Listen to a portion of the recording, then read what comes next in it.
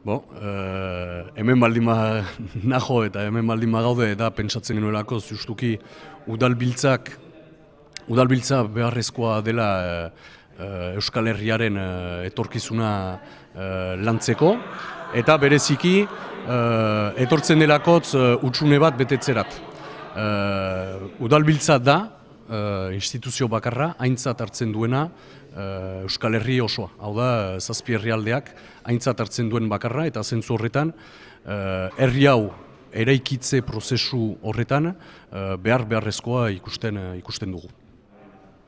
Lehenik aipatzea udalbiltza ez dela soilik hautetsi abertzalei irikia den instituzio bat, baizik eta Euskal Herria aintzat hartzen duen hautetsi orori, eta gu pentsatzen dugu Ipar Euskal Herritik begiratuta, biziki importantea dela Hego Euskal Herriarekin harremanak sentotzea, aipatu ditugun gai guztien inguruan, bai Euskal Herria egituratze horretan, baita ere sozioekonomia mailan, nun gure helburua litzateke, ahalik eta harreman eta sare gehienak osatzea, justuki herri gisa aintzina egiteko bereziki momentu honetan, testu inguru nahiko larri batean girenean, Euskal Herria gure ikuspuntutik badituelakotz aski tresna egoera honi aurre egiteko. Nik ustut badela horretarako nahikeria. Afera da, guk 2014an baditugu herriko bozak, berriz ere, beraz udalbiltzaren berrantolaketa nolabait harrapatu gaitu egutegi horretan. Eta zonbait hautetsi, eta hautetsi ez direnak ere bai, eta biharko egunean hautetsi izanen direnak, lan horretan ari dira dagoeneko, prestaketa horretan. Lehen aipatu dut,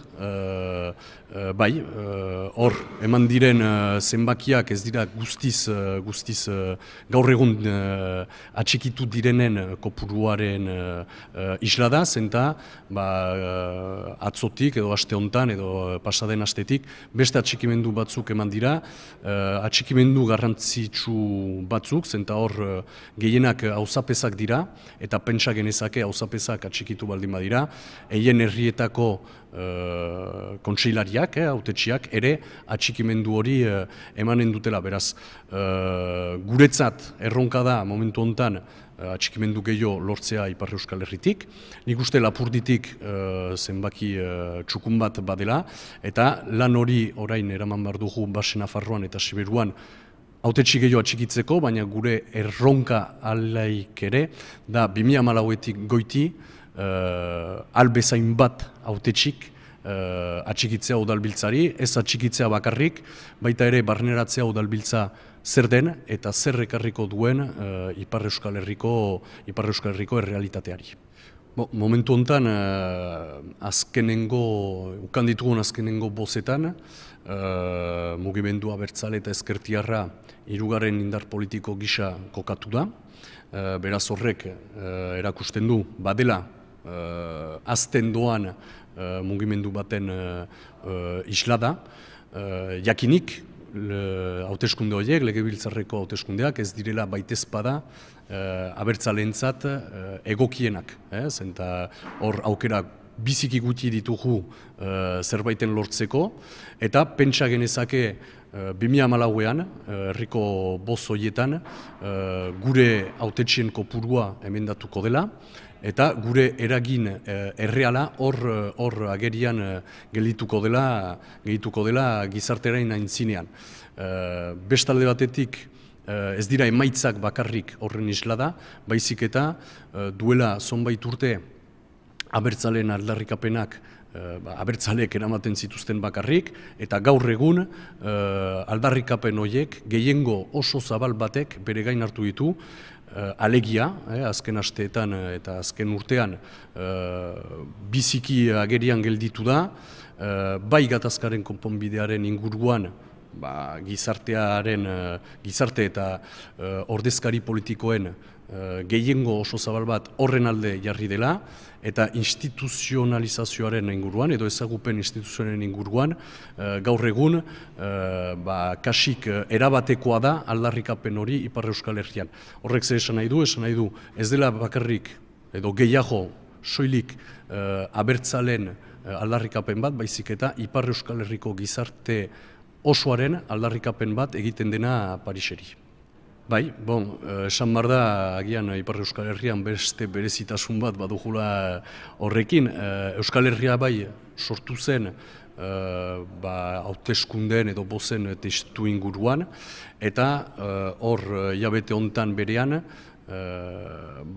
aurrera pausu nahiko handia eman da, nun garaian pasaden urtean, 5 alderdien artean, akordio estrategiko nazional bat izenpetu zen, eta Euskal Herria bai izanen da akordio estrategiko hori garatuko duena Ipar Euskal Herrian.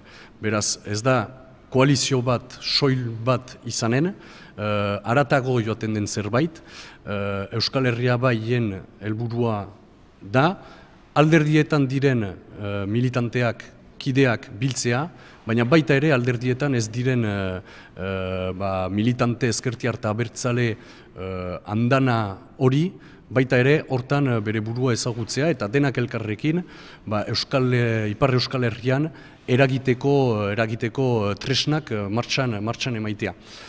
Alegia, jakin behar da, egintzela inkesta bat ere 1500 lagun erantzun zutela inkesta horri, Ipar Euskal Herrian, eta hortan oso nabarmen gehitzen zen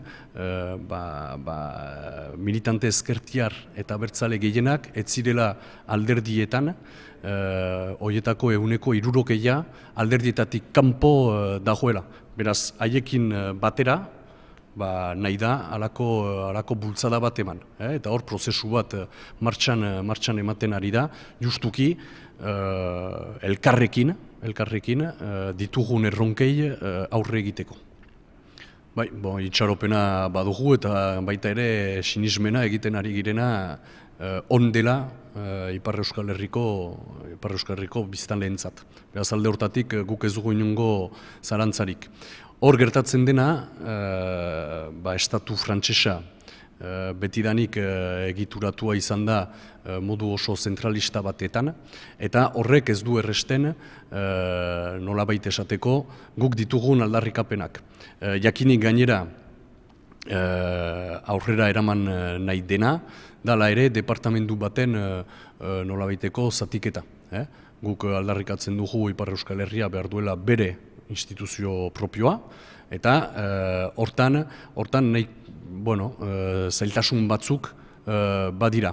Baina lehen esan dudan bezala, hau ez da gehiago soilik gutiengo baten aldarrikapena, baizik eta Ipar Euskal Herriko eragile ez politikoak bakarrik.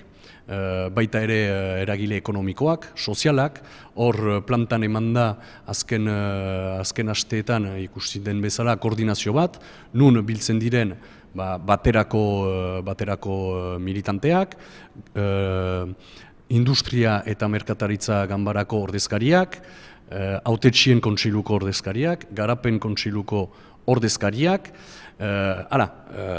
esan nahi du dela politikatik haratago joaten den zerbait. Da, zinez, gizarte bat, galdetzen duena, ezagupen bat alde batetik, eta baita ere aurrera begira ditugun erronkak Ipar Euskal Herritik begiratuta, horreri begira estatu frantsesak ematea behar ditugun tresnak gure herria bizirauteko. Eta zentzu horretan bada ere udalbiltzaren, berriz itzfliz gaurko gaiari, udalbiltzaren zerregina bada ere bai, hortan laguntzea, eta nik uste dut badugula horrekiko nahikeria, udalbiltzatik ere bai, laguntzeko alden neurrian Ipar Euskal Herriak lortzeko bere ezagupen instituzionala.